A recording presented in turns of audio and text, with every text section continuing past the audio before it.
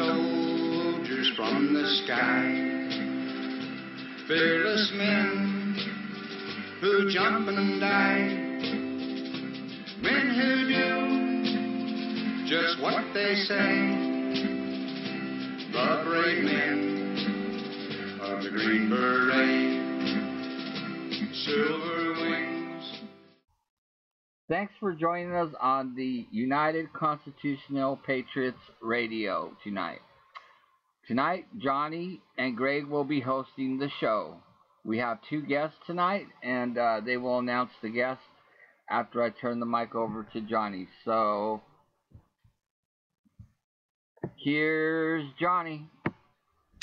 Good evening, ladies and gentlemen, and welcome to the United Constitutional Patriots Radio, where you not only get the true news, the true cues, but you're also going to get interviews that we do not interrupt the person on. We let them talk until they are finished, and then if there's any questions at the end of his talk, then we will go back and we'll ask him pertinent questions. However, there's a lot of things going on out there, folks, and it looks like that hurricane is gone down. There was a lot of flooding, and we're still needing patriots down to help out, for those who can help out in North Carolina, South Carolina area, wherever the water is at. Yes. Okay.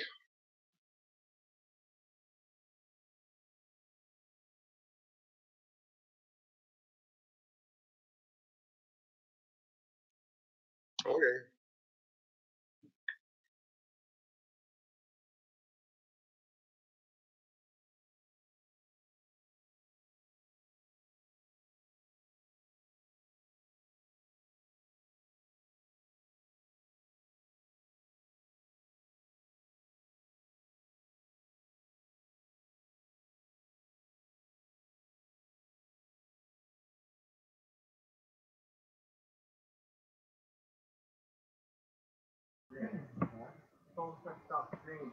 Well, come and sit here and make sure I do it right.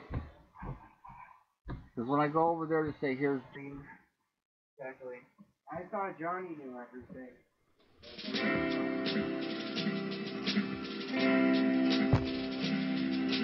Fighting soldiers from the sky, fearless men who jump and die, men who do just what they say, the brave men of the Green Beret, silver wings.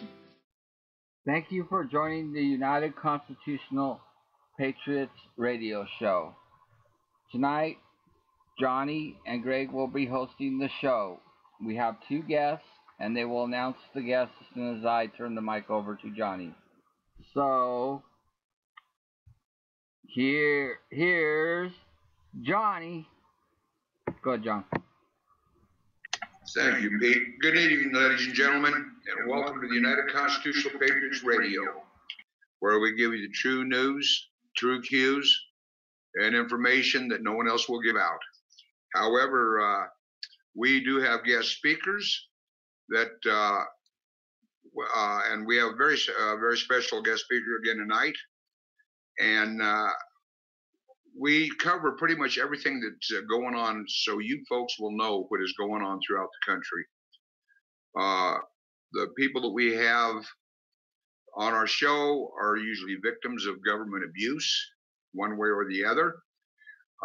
Tonight we have David, who is visiting with us again, who was on our last show, had great reviews on. Thank you, David. And we got word out of what's going on in South Africa, where he lives. We've got Pete, who is our tech, and he makes things happen. He's a good man. We appreciate you. Greg Clark, we have Greg Clark, who is one of our sponsors and one of our officers. And I want to welcome Greg to the show. We got Jasper. He's one of our generals out of Alabama. I want to thank you, sir. And then we got Patriot Cowgirl, who we all know she carries a mean punch and a mean whip. welcome to the show again tonight, Patriot Cowgirls, one of our staff, and then we have Tom Rancher. But anyway, Tom is out of Oregon, so is Patriot Cowgirl, and welcome. I want to welcome all the staff to the show tonight. And at this point, I'm going to turn this over to Greg, and he can introduce our guest and give him a little bit of history on him. And thank you, and God bless. Thank you, Johnny. Welcome to the show again tonight, ladies and gentlemen. Yeah, I'm really thrilled to have Steve on tonight. Steve and I go back.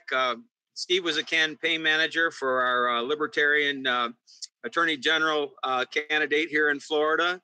And I've known him a long time, and he's one of my favorite people in the whole world. He's extremely intelligent, a great gentleman, and he knows more about this Florida water situation and the history, and he has some wonderful ideas, I think. I'm anxious to hear what he has to say about the situation. And just if you people haven't seen the pictures, you'll be seeing some soon on the radio show. But it went from red tide, where we had a small period of everybody coughing and wheezing and getting sick, and all the fish dying, and the manatees dying, and the dolphins dying, and all this stuff down here, to now to where it's gone to a state of emergency situation. My cousin came down for the holiday, took a couple swims, and he's been sick for 3 months. People are afraid to go to the beach. It's impacting our tourism. I'm gonna post some pictures, and you're gonna see the canals here that are just wall-to-wall fish. I mean, that's all you see. I mean, it's just unbelievable, the devastation that we're experiencing here in Florida. So we have a state of emergency situation. This is a crucial situation. In fact, I'm going to even recommend that hopefully our new governor, which we know will be our new governor, because I know you're all going to go out and vote for Rick DeSantis. And he is on this baby. He's really concerned about our environment, and he's really concerned about red tide, and he's really concerned about protecting our Everglades, and he does not want offshore drilling. And so yes, this is something that we really need to talk about. We are in a major state. Florida lives on our tourism, and we cannot lose our tourism, and we cannot lose our beaches, and we cannot lose our clean water. So yes, we're very anxious to hear, and we couldn't have a better person. I'm hoping that President Trump will encourage Mr. DeSantis to bring to bring Steve on board and help with this situation and listen to what he has to say, because his ideas are not to use the government's money, not to use the state taxpayer money, not to use the federal taxpayer money, but he has a solution where we can hopefully solve the problem, or begin to solve the problem, and do it through some really creative thinking, which is what we're all about, is thinking outside the box and coming up with creative ideas. And as libertarians, we don't like the government involved. We don't like using government money. And so I'm really thrilled to have him. And go ahead, you can take it. I don't want to get long-winded. You guys, you'll never shut me up if you let me talk too long. So go ahead, Steve. You can just take it and tell us all about what's going on. Well, thank you very much, Greg, and thank you so much to the show for having me on and giving me this opportunity to talk a little bit about something that is very dear to me. I'm a Florida native, and I basically grew up a mile away from the East Coast side of the discharges that leave Lake Okeechobee. Now, Greg's on the West Coast side, so he's dealing with the Caloosahatchee, and I grew up on the St. Lucie. And basically, the problems that we're experiencing in the state of Florida is basically a result of trying to deal with infrastructure that's built for 4 million people, with no idea that we would grow to 20 million, and built not to manage and conserve water, but just to flush it away. And when I say flush it away, we literally flush 13 to 18 billion gallons a day to tide. Just because of our stormwater management and the way that we set all that up. But one of the main outcomes of the stormwater management that we began to facilitate in the state of Florida starts way back in the late 20s. Because of the two major hurricanes that hit in the late 20s, early 30s, Lake Okeechobee flooded and killed a lot of people. So we invited the Army Corps of Engineers into Florida to help us figure out how to fix the problem and how to prevent a lot of people from getting drowned as a result of major storms. And while we were at it, we decided that we were going to make a farming area. And while we were at it, we decided we were going to make some urban areas and some suburban areas. So we started cutting cross canals and draining the swamps of Florida, and creating room for our future development. I don't think that anybody foresaw what was going to be occurring, 80 some years later, but that's what we did and what we thought we were doing for the good of Florida. So fast forward, after we grow and grow and grow and grow, as we start to look at the problem over the last couple of decades, and I began studying this problem in the late 80s. We see discharges and occurrences of algae blooms, both blue green algae blooms and red tide algae blooms, and some brown algae blooms up on in the upper parts of the Indian River Lagoon and the Mosquito Lagoons. And we see them increasing with a lot of frequency and a lot of intensity as time goes on. And really what that's a result of, again, is the poor stormwater management and what we are doing with our stormwater wastewater. And contrary to popular belief, it's a popular thing for environmentalists down here to blame agriculture and specifically Big Sugar, which is south of Lake Okeechobee, for the problems that are occurring because of the entire state's drainage system. And it's just a waste of time pointing at the wrong source of the problem, and it's a distraction, and it's not solving the problem. The problem, I believe, and several other people believe, is coming from the millions of acre feet of water that come off of the Central Florida areas. I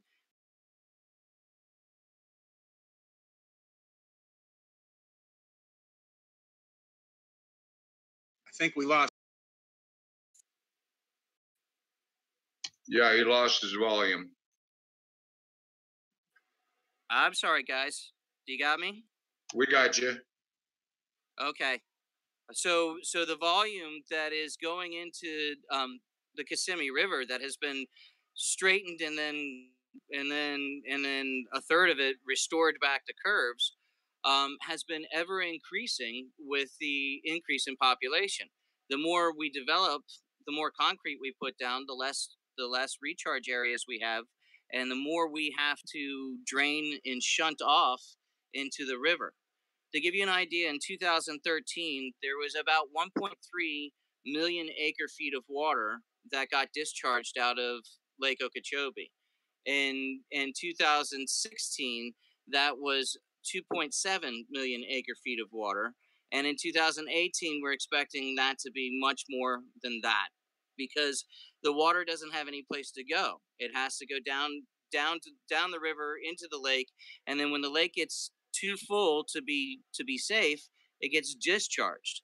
Once all this discharge is happening, it's picking up the legacy pollutants, the legacy pollutants that have been sitting at the bottom of all of these waterways and lakes, for decades and decades. It's picking up these nutrients and legacy pollutants and pushing them out to the estuaries on the east and west coast.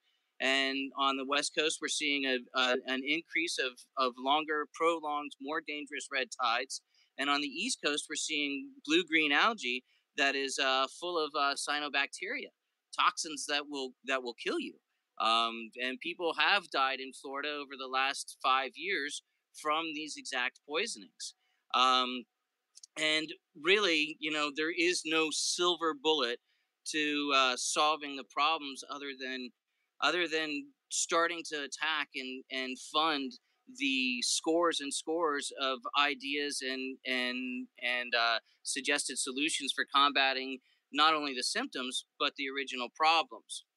So if you were to take all of these problems and combine them together, right now, the price tag for that would be over $60 billion. The solutions for all these problems, and that includes SERP and SEP and all these major restoration projects and all these rebuilds and shoring up the dike and this cleanup and that cleanup, providing water to Apalachicola oysters, dealing with saltwater intrusion. If you put it all together, you're looking at a $60 billion price tag, and that's pretty steep. And the feds don't want to pay for it. The state certainly doesn't want to pay for it. As a state resident, I don't want to have to deal with that kind of price tag. So the question then becomes, how do you pay for it? Well, this is where the out-of-box thinking that Greg was talking about before comes into play. We are about to pass a farm bill um, in Congress. It's in conference right now, and the Republican side is ironically the one that's pushing the solution, which is industrial hemp. If we were to bring industrial, Okay, we lost you again, Lori, Steve. okay, how about now? You got me again? Yes, sir.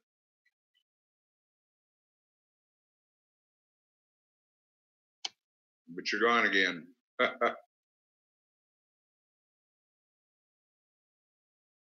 Is having technical difficulty, folks.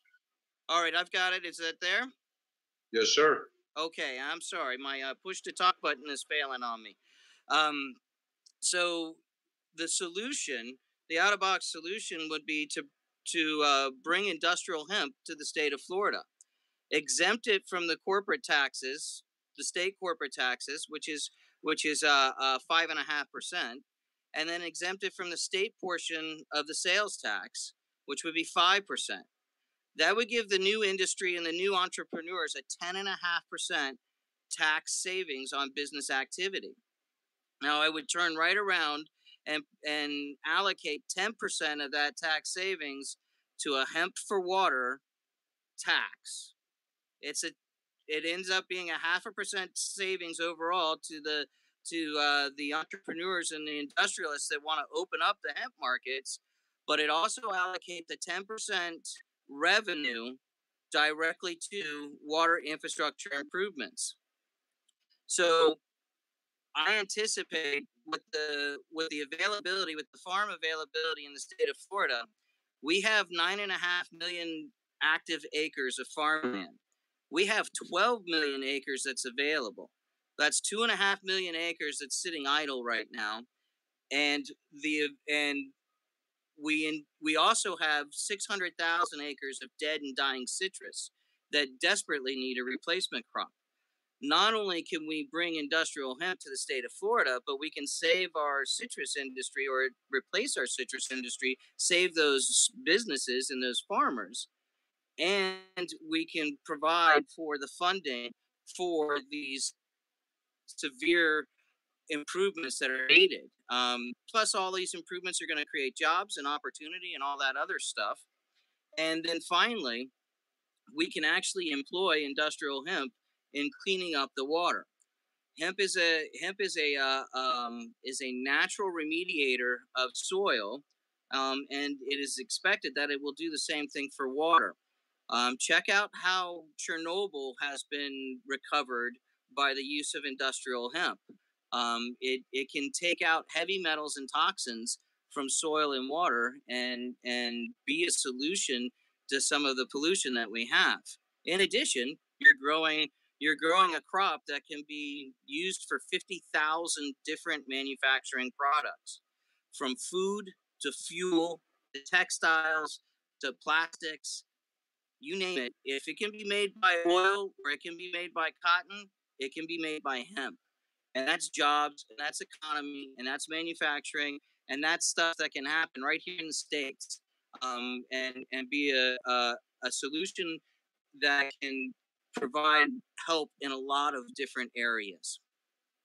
So that's basically the long and short of my suggestion, is to use industrial hemp as an economic platform and a mechanism to pay for the water infrastructure improvements that we sorely need in the state of Florida, not only to cover red tide and green blue algae blooms, but also to deal with, not having to sue Georgia for water for our oysters in Apalachicola, and, dealing with our saltwater intrusion in all of our major cities, and providing irrigation for our agriculture, and providing the water for our South Florida residents, which, remember before when I said we're flushing 3 to 18 billion gallons a day to tide, our population south of Lake Okeechobee consumes about 9 billion gallons of water a day.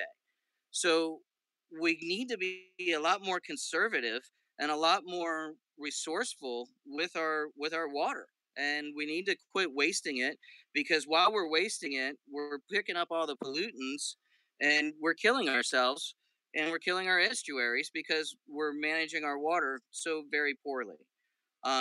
We need to replumb water, or we need to replumb Florida again, and we can use hemp to pay for it.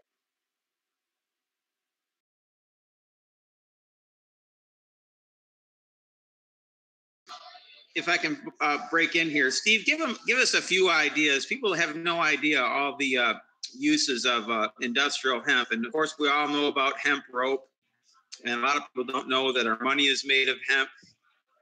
You know more about this than I do. Can you maybe think of a few things that we can use hemp for? Sure. I mean, hemp is one of the strongest natural fibers known to man. I mean, it is used in most natural compounds.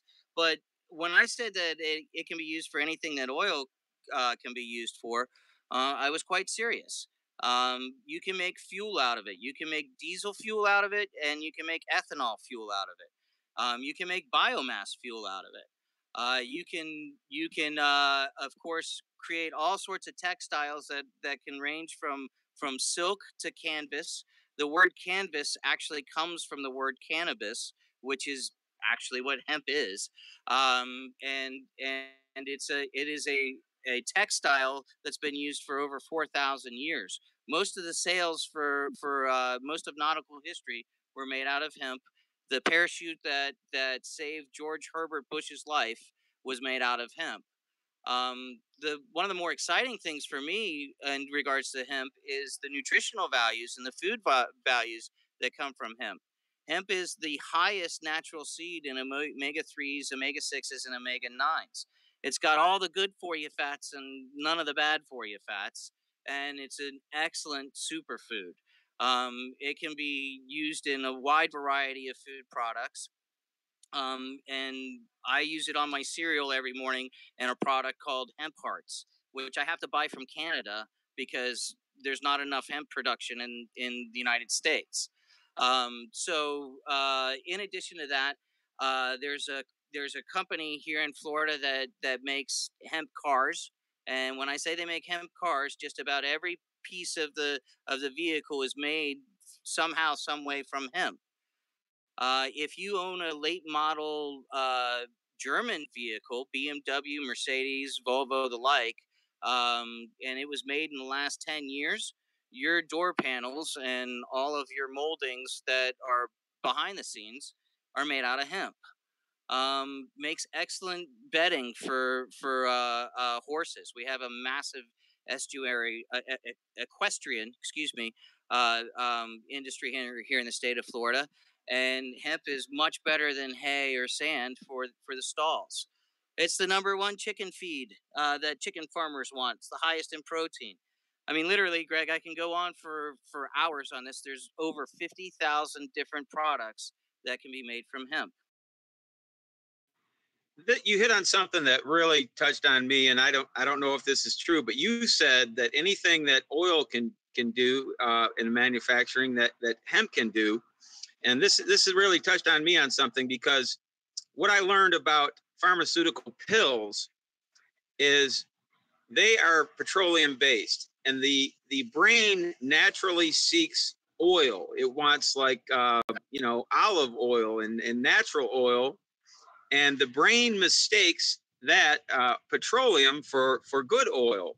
And one of the biggest problems of pharmaceutical pills is that it leaves oil in the brain. And people that follow me on my Facebook and that follow Love Tour Music Wave know about digital ice, a new technology that regenerates atoms and would end 95% of medical conditions, by the way, because it instantly removes anything that's from swelling or inflammation in just a few minutes through radio waves.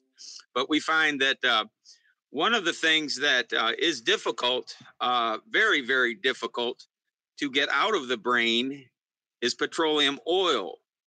And I believe this is causing psychological problems and medical problems and all kinds of things that we give our old people 87 different pills to take, and now they are filling their brain with petroleum oil. Do you see the natural oil? I know that they had hemp seed oil. I know has been something that's been used for a very long time. Do you feel like that maybe the pharmaceutical? And also another thing I would like you to talk about is how they banned hemp so that we import a very large amount of hemp because it's been illegal to grow it in America. There was a time when every farmer after World War I was required to grow hemp. You had to grow hemp.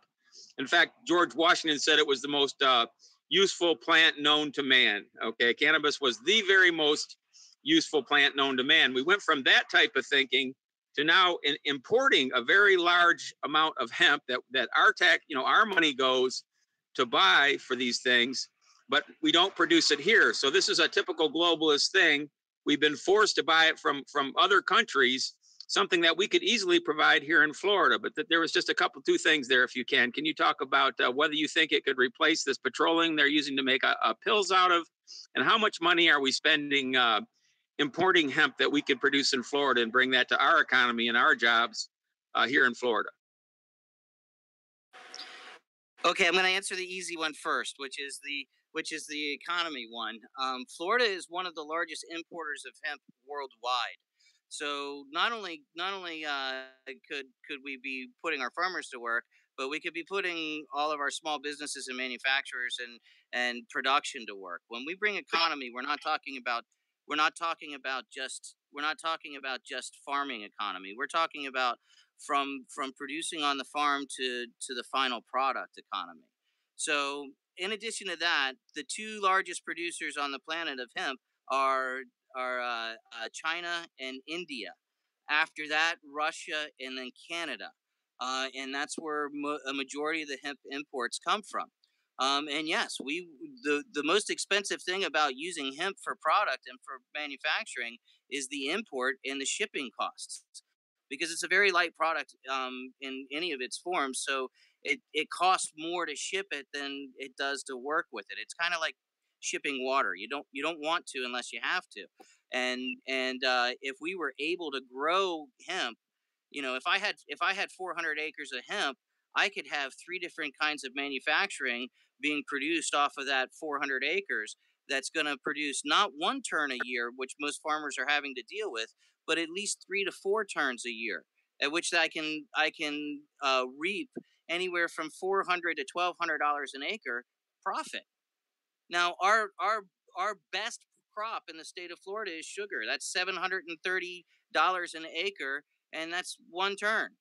Citrus is $650 an acre, 1 turn when it's healthy.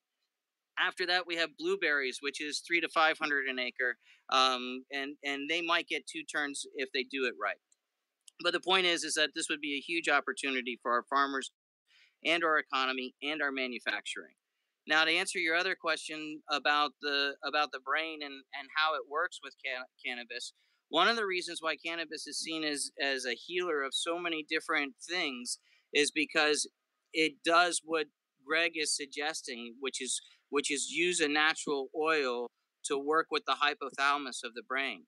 And the hypothalamus is the central nervous system, basically the central computer that directs the marshals, so to speak, to go out and attack the bad cells and produces the good cells to do exactly that.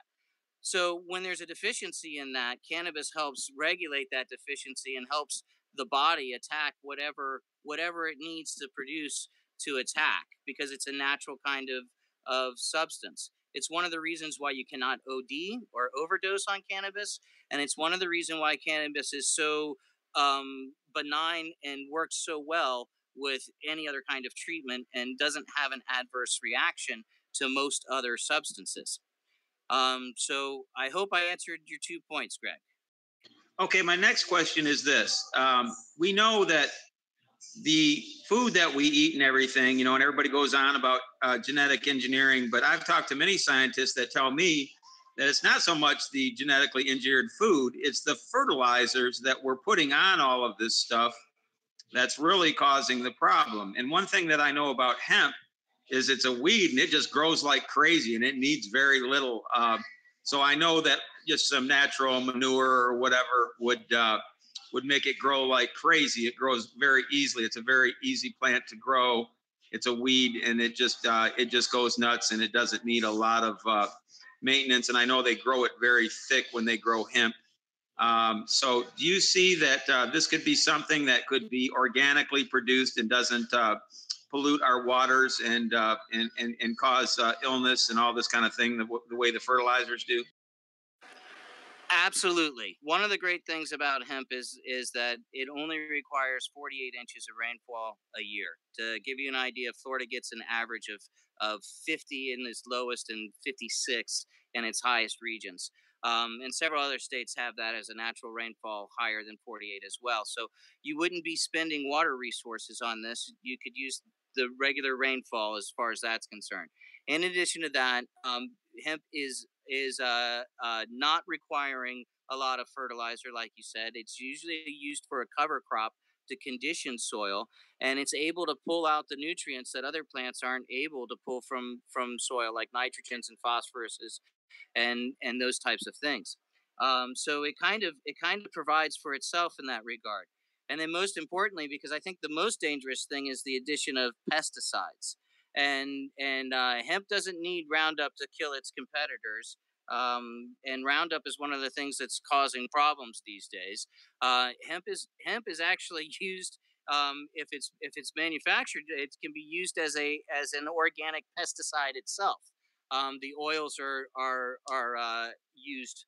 In other words, if you press or extract the oils from the plant, you can utilize those oils in an organic pesticide that'll help your other crops deter pests. So it's a very, very hardy, sustainable crop. I think it's also one that basically regenerates itself, as far as I know, because I know that there's such a large seed production out of it that basically you wouldn't have to start over each time. And I don't know a lot about it, but I've often read about hemp seed oil, and maybe you could tell us a little bit more about what exactly is hemp seed oil and what is that all about? Well, hemp seed oil is like a health food supplement, and that's a derivative from the entire hemp plant. And that is a little bit different from what you hear about these days called CBD oil. And CBD is just a cannabinoid oil of the entire plant, and just like THC is. So what's happened with the CBD oil is that it's been extracted either from a hemp plant or from a cannabis plant, and it's been distilled down to just the CBD component, and that has its own benefits and its own kind of medicinal values or health benefits. I see. Well, also, I was the campaign manager for medical. Go ahead, Steve. We lost you. Go ahead and finish what you're saying. I'm sorry. So oil for a lot or We're having trouble hearing you, Steve.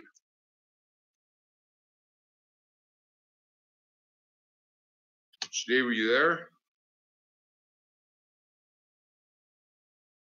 Okay, folks, we're having technical difficulties, but we'll get him back as quick as possible.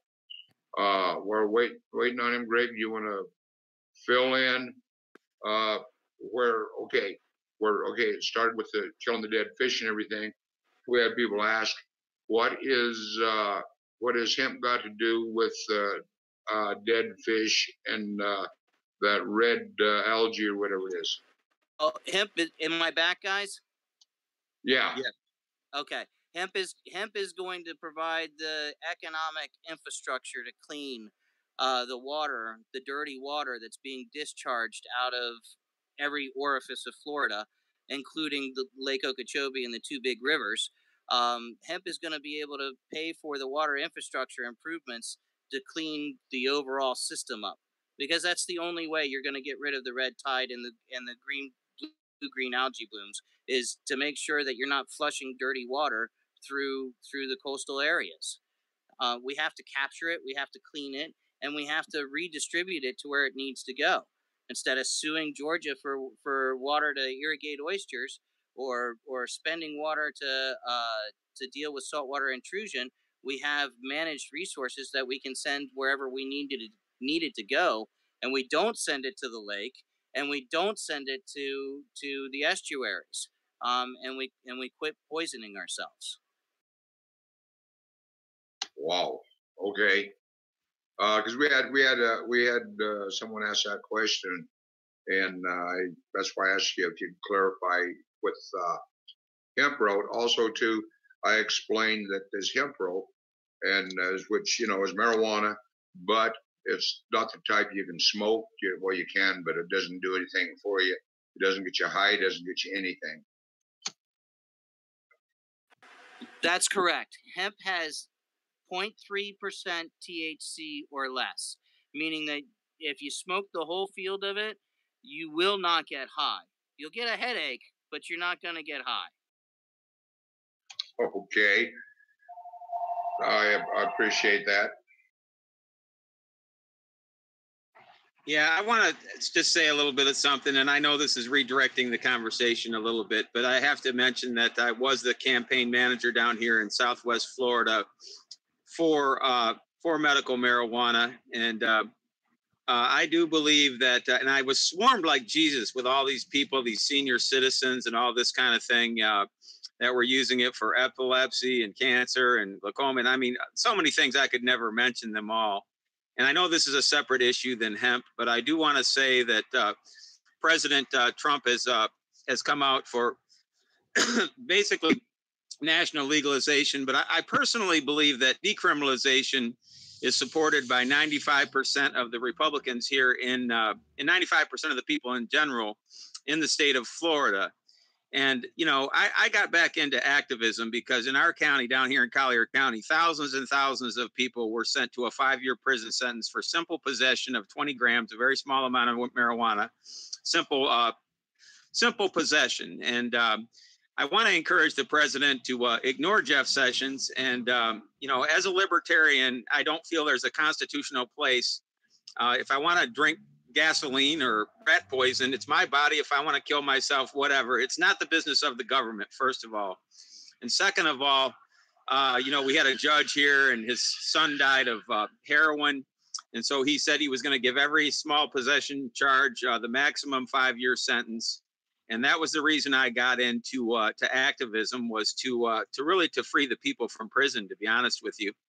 And so I really want to say something about that. And I will say, I had a great deal of my volunteers were suffering from epilepsy. And I know there's a big push for CBD oil and this and that. But to be honest with you, without some THC in it, it was almost non-effective for epilepsy. So that would be another reason that I think that not only medical marijuana, but it should be decriminalized. If you don't want to legalize it, which, I'm a libertarian, I'm for legalization, but I think that the next stepping stone is decriminalization, which is supported by 95% of the voters. And of course, here in Florida, we're kind of the swamp, just like we have in Washington. We have a swamp in our political situation down here. And even though we had 71%, which is an enormous number of voters, 71% of the voters voted for medical marijuana, still the senators and the Congress here say that we don't know, the people don't know what's good for them. They know what's good for us. And it's been, 2 years since the vote, and very little movement, very little has happened with medical marijuana. So I think we need some encouragement for decriminalization, and we need to actually go forward with the medical marijuana per the. We need to go forward with the medical marijuana and go ahead and let the people have it. They voted for it. They felt they needed it. Ironically, my biggest supporters were the senior citizens, and the young people were sort of less, educated on it. But once people get older and get sick, and then they tried it, I mean, I can't tell you how many people ate a chocolate and they said their fibromyalgia went away for a whole week after that. So I think this is something that, I had to say that. I know this is a different than hemp, and I understand the value of hemp, and I think it's such a great idea. And I know we're in a state of emergency, but I just had to kick that in. So that's all I'm going to say about it. Okay. Well, actually, everyone doesn't agree back and forth on different deals of it, but that is why we have our constitutional rights to believe what we want and be able to speak, our piece. But we are running into almost 45 minutes. It's 6:45. So what I'd like to do, if you don't mind, I'd like to bring you back, Steve, but we have one other speaker that has some points we need to bring up also, and that'd be David, if you don't mind. But I'll let you close out with what you were saying. I don't mean to interfere. Oh, no interference at all. And again, I do very much appreciate the opportunity and the platform. I just want to thank you for your gracious host and let people know they can see more of the numbers in the actual plan at www.hemp4water.org. So that's HEMP 4WATER.org. And I would be more than happy to come back on and talk all you'd like about it. Thank you very much. Well, I want to thank you for being here, but I do want to say this. If this is what it takes to clear the waters, to save the wildlife, whatever, to get rid of whatever the infections that this is causing in the American people that live near this water and that are affected, they need to do something. And if this is what works, this is what has to be pushed to get this done. Well, I believe this is how we pay for it, if at the very least. And I am positive that hemp can clean the water. We just have to find the will.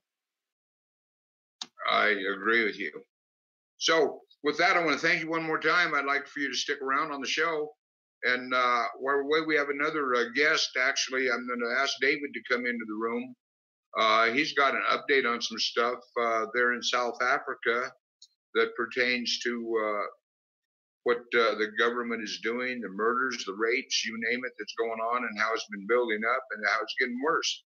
So, David, welcome to the show. If you don't mind, I'd like for you to fill us in, give us an update. Good evening, Constitutional Patriots, and to my dear friend Tom. Thank you. If you can just keep on pushing for us and getting the word out there to your congressmen, your senators, and to the White House for them to put pressure on the South African authorities in respect of our rights to life and our rights to property, and the fantastic constitution which you, the Americans, British, helped put in place, and the constitutional courts and the justices, but they are eroding them every single day, and gun confiscation as usual to prevent us from protecting our rights to lives and property.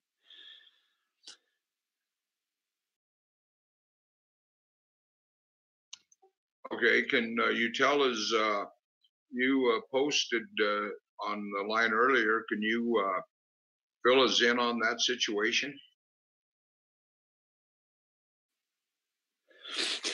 We fortunately got an ex-ANC Minister of Defense who formed his own party, COPE, Congress of the People.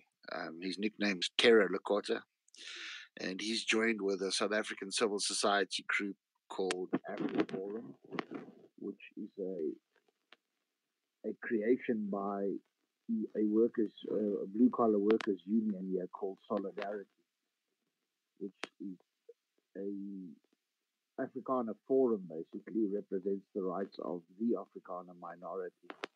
It's a civil society organization putting big pressure on government.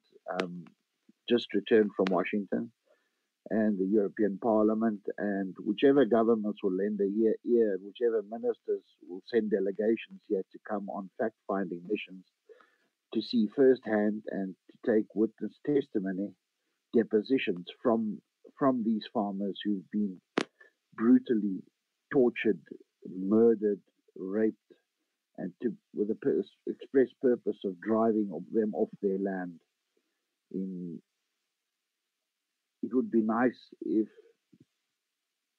whatever groups you had could take an invite and come here and collect the information firsthand, hand it to your senators, and for them to call for congressional hearings, to call South African authorities to account for what they're hiding from the international community.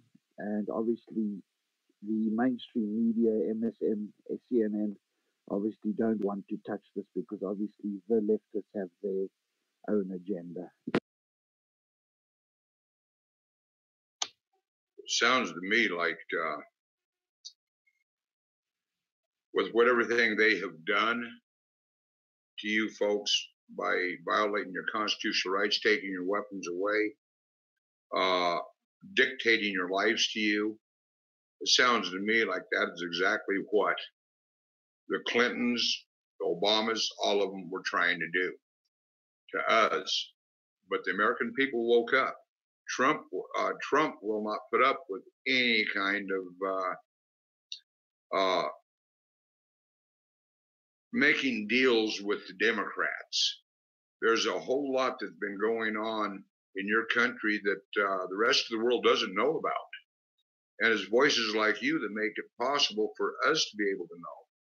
And I don't know if it could be possible, something we can check into, even if we could send some of our men there to where you could actually take them and show them what is going on and get videos and get it back to our government. I don't know what you think of that.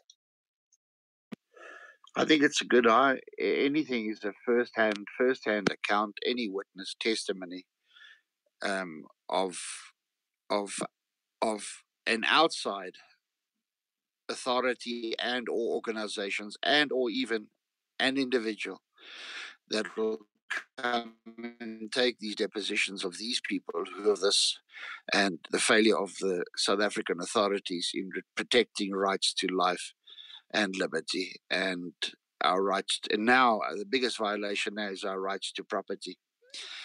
As a minority, we mobilized all the other minorities, which represents about 25% of South African population in the year 2001, and we delivered a hard-hitting memorandum to the seat of power at the Union Buildings to the then President Thabo Mbeki, demanding our rights to life as per the Constitution. Never mind the Constitution, the United Nations Declaration on Human Rights and our rights to lives. Until today, that memorandum has never been answered by the ruling party, the ANC. Wow. This is something that needs to be looked into. I don't think any of us realize what you're going through over there because we're not there. Hearing about it is one thing. When you can put boots on the ground and you see what is really going on, I think that it can make a difference if it can get back to the right people that can make a change and stand up for you folks. First thing you got to do is you got to find a way to where you can get your rights back and stand together and stand united like we do here with United Constitutional Patriots and all the militias in the United States. We've got some very good people, and just because you're not in our country doesn't mean that people have to sit back and watch other countries that are our friends. We don't have to sit back and watch them do what they're doing to you folks.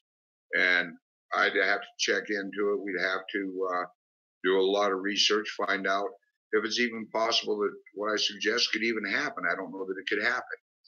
But if there's a will, there's a way. And if there is, I'm sure that my staff and headquarters and all the men and women in the Patriot groups, I'm sure that there's people that'd be willing to, if it can be done, to come over and document this and get it back to the right authorities. You'll see there's on your information page, I posted a link to a documentary from a foreign correspondent. It'll probably be a Scandinavian country where they came and documented just one memorial in one of our provinces, where once a year they add all the latest farm murders, and I think at last count they were running at over 3,000 farmers murdered since 1994. That's what democracy has brought us: lawlessness, disorder, anarchy, and just plain theft and plunder and fraud, which they disguise under the names of misappropriation, wasteful expenditure. They just looted the state coffers of everything they could and borrowed as much as they could. And now when Western institutions don't want to borrow to them, they're running to China to mortgage what's left. Wow. Did you have something to say, Greg? Yeah, for people who missed the last show, I just want to recap that the same things that are happening in South Africa happened here. The first thing they did was took all the mineral rights from the landowners, which we know is happening in many of our shows that we've covered. Took away the water rights, nationalized the banks, and then you hear Pelosi and Bernie Sanders talking about, we don't want corporate America. We want to give you free medicine and free college. And then we just want the government to own everything, which is basically communism, which didn't work out too well in North Korea or East Germany or Russia. So, people who like Bernie Sanders don't understand that they're stepping into communism. They're not, when you start talking about, well, we don't want corporate America. We want the government to take it over. And I'm just trying to think. There were other things that, basically that it's Soros and Obama, which surprised a lot of us, that it was the same open society that he promotes here, which, as I go on and on about, I don't understand why Soros is allowed. If we're going to make a big deal about Russia and China interfering in American politics, I don't understand why a Hungarian is given a free pass to do 100 times more than any of those people ever did. And so, yeah, those were some of the things I just wanted to point out, excuse me, about what is going on there. And there was one other thing, but I'll think of it. But yeah, this is basically their program. And of course, the open borders, they flooded their country with refugees and destroyed their economy, which is the same thing that they're trying to do here. So basically, South Africa was the roadmap. We see what was going there: take away their guns, let crime run rampant. All the things that basically the Democrats and Bernie Sanders and Pelosi and Waters and all these people are advocating for, and they're standing up for illegals to vote. They're standing up for, children, people to marry 10-year-olds and the rape of children and all the insane things that they stand for. It's the same group of people. And it's not just in South Africa. It's just not in America. It's happening in Europe. It's happening in Africa. It's happening in Scandinavia. It's basically happening around the world. It's the same roadmap by the one world government. We need to look at the rest of the world and what's happening to see what these people are trying to do to us. And so I'm just going to encourage everybody to get out and vote these Democrats. I know they're going to lose big because they have nothing but insane. I don't think anybody's for raping children. And of course, now they're standing for that because a lot of them know that they're going to get caught up in this child trafficking. So they decided that to try and convince everything that raping children is okay. So it's a brutal insanity. And to allow the Muslims to have Sharia law and all of this insanity is just it's just a global thing.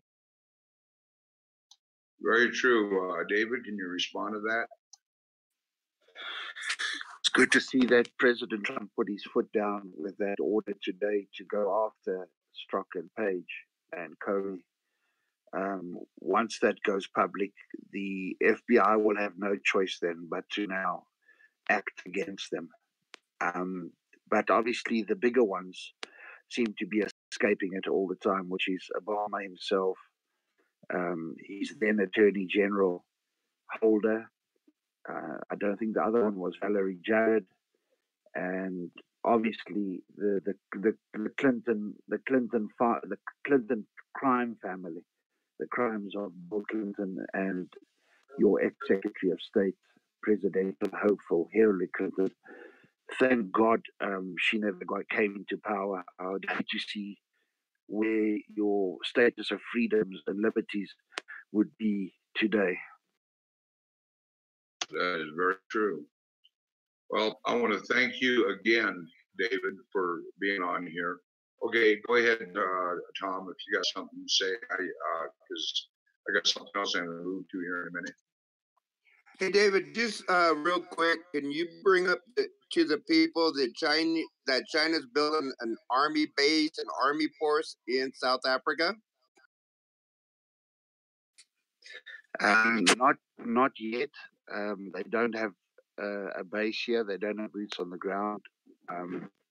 Where they have is on the choke point of the Red Sea, Djibouti. They have a big military base there. So do the Turks. Opposite your American base. And then down the east coast, I think Tanzania, they've got a foothold where their next one is, which links to those ports, to those railway lines for extractions of minerals. Further down, the closest they are to us is to Zimbabwe, which was aligned during their so-called liberation struggle. Zimbabwe was aligned with China, and China's come in with a lot of loans and a lot of money. And they now want debt equity swaps because they're unable to repay their loans, so they're taking up whatever government infrastructure, and eventually they will have probably a military base here in Zimbabwe, barely 500 kilometers north of us. Well, thank you. I appreciate that's information that we don't get here. And that's one of the reasons I'm so thankful you're on our show, because you can keep us updated as it goes and what happens and where it happens. And like I said, I will discuss with the Constitutional Patriots staff, and I don't know, like I said, we have a lot we have to check into, see what it takes for us to get boots on the ground to not only get there, but talk to some of the people there and get some video of what's going on and show the people what is really happening there. And if we can do that, I'll do my best. I can't promise, but I will do my best to help you. Or we will, not just me. We're all in this together as a unit and a team. Thank you. We've been calling on the international community and whatever help we can get for people to bear witness and to record and take evidence and get it back to their authorities and their governments to put pressure on. And whatever media, whether it is social media and or the mainstream media, eventually channels like Fox might help us to force South Africa, the government, to come in line. Okay, well, thank you. And folks, we can't ignore our friends in other countries because they're not here. Because what has happened there could have happened here. And if the Democrats get their way, which they're not, this country is going to be in the same situation they're in. This is what the American people don't realize. They've got to really look at the facts and quit listening to the lying media. However, I have some things, and normally I don't do cues, but there's a couple here I am going to read real quick of what's going on. We all know that Trump declassified everything that the Democrats didn't want. And we just got these cues. I'm just going to read parts of them. I'm not going to go into their codes and stuff. It's off. This is good enough here. Democrats offering to kill sexual assault allegations versus Judge K. We all know who that is. in exchange for immediate pullbacks of declassification. Judge K will be confirmed regardless. Now, the next Q, which is 2,200, it says panic in D.C. In Kill Box 2R's rep meetings, number 2, with POTUS declined. September 17th, this is 2201. Panic in D.C. Blackmail versus Senate and House. Bridge fake news media being used to apply leverage against POTUS and / or force immediate impeachment hearings based on mental state. Potential release of state secrets, source and methods. The Q2202 says panic in D.C. Lynch talking. I wanted to get that out before we do close the show tonight. This is very interesting, and we need to keep our eye on this. There's a lot going to be going on this next week, or actually the next 3 weeks. There's a lot of dirt that's coming out of the swamp, and it's mud. And we're going to see some changes. We're going to see a bigger fight. We've got the elections coming up. Get out there and vote red. Vote Trump. Vote Republican. Then you can see what the democracy has done to South America. We don't want that here. If we have that here, we're going to have a bloody war we do not want, because the American people will not stand for it. That's why they're trying to take the weapons. If they impeach, or if they manage to impeach Trump, which I don't believe they can, the Patriots would rise up in such a wave that it wouldn't just be a red wave, it would be a red, white, and blue wave. And with that, normally we have Chuck here. He took the night off, but and we normally close with prayer, which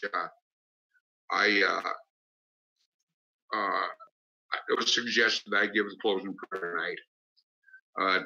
If there's anyone else, Greg, would you like to do the prayer? Sure. Heavenly Father, we pray for all of the victims, and whether it's the victims of the hurricanes, whether it's the victims of people that are being oppressed and victimized and killed by these great government overreaches around the world and in America. And we pray for our great president who saved us from a horrible fate. And we want to pray for all of the people of America. And I'm not used to giving the prayers, so tonight that's all I wanted to say. But in Jesus' holy name, we pray these things, and amen. Amen. Amen. I want to thank our guests, especially Steve. You're great. You said makes sense, and people better listen to you. David, our prayers are with you over there, and you folks are always welcome to join us.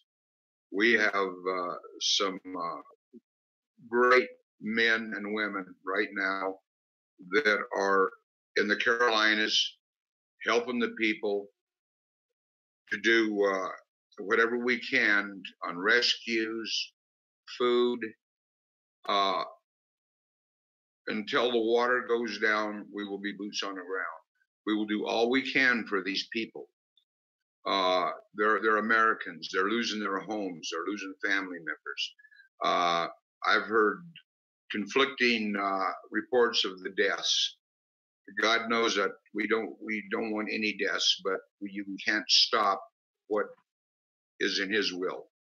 However, the good news is from the last report that I did here, the other hurricanes are not going to be coming around. Actually, they've pretty much dissipated. I hadn't seen any reports today. I was out of the office all day. So again, I want to thank everybody. I want to thank our listeners, and share this. Just share this and share it and share it. Get the word out there, folks. We are giving you the truest news that we can, and we're not going to sugarcoat it. We're going to tell it the way it is. That's what we're about. We're about the Constitution. We're about helping others. We're about doing everything in our power to keep the Americans safe from the government overreach. Before I close it, you got something you want to say, Greg? Yes, my message is a little bit different, in that it's that love and power to the people can defeat any army. And if we ever came to that type of situation, I hope that Republicans and all people and all patriots would come out and understand that when we have 5 or 10 million patriots willing to stand together, love and power to the people defeat any army. And there's only 535 people in this Congress, and they live in houses. And if it came down to it, we would surround their houses and we would citizens arrest.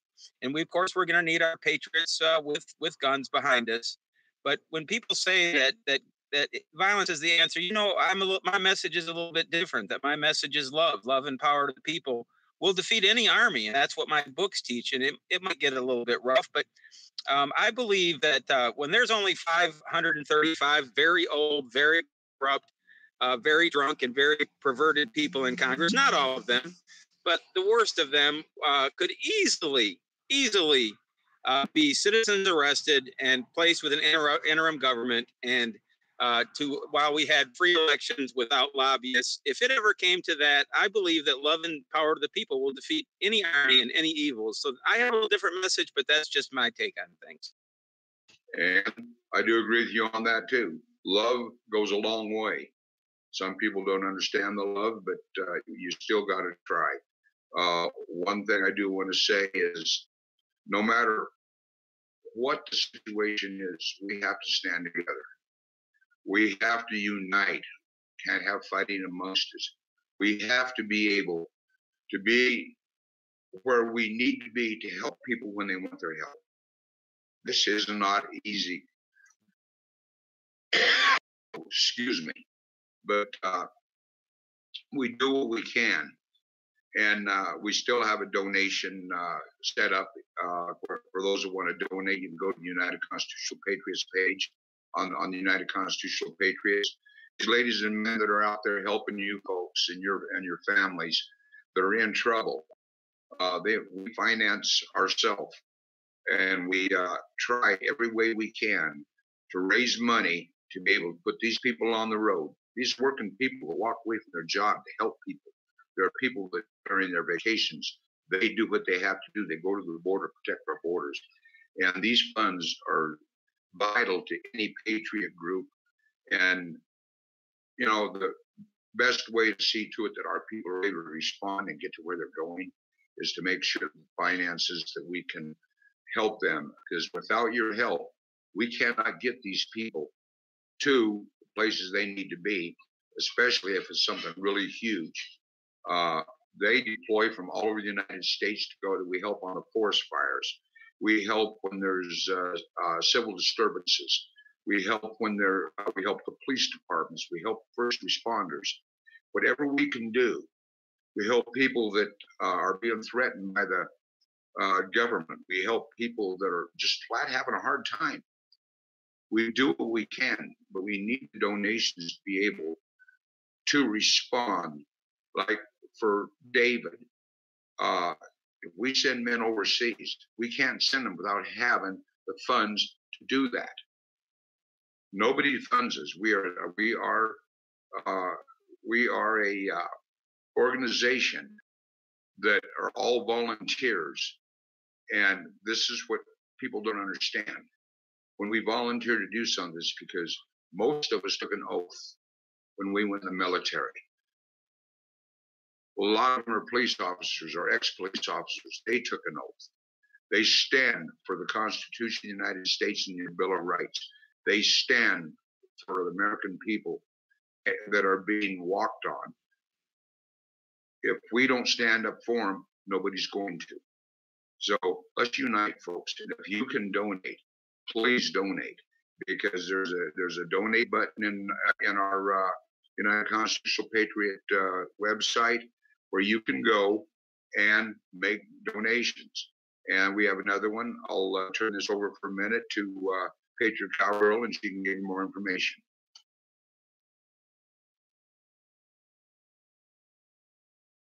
Are you there? Okay. Go ahead, Patriot Cowgirl. I'm having trouble with my voice connecting tonight. Okay, but we had another guest we were going to bring in tonight, folks, but we have run out of time. We will bring him in on our next show, I guarantee. And Pedro Cowgirl, can you fill him in, or Tom, who our next guest will be? Next guest will be Lee Rice. Lee Rice was at the Mulhair Refuge. He's very up on the Constitution, and he talk about his experience at the Mulhair Refuge. Also, his experience with LaVoy Finnegan.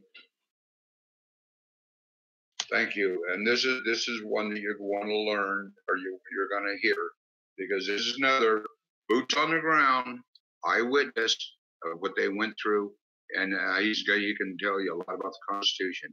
So with that, folks, thank you for tuning in to the United Constitution Radio Show, and I look forward to you tuning in again on our next show every Monday, Wednesday, and Friday at 6 o'clock Mountain Time.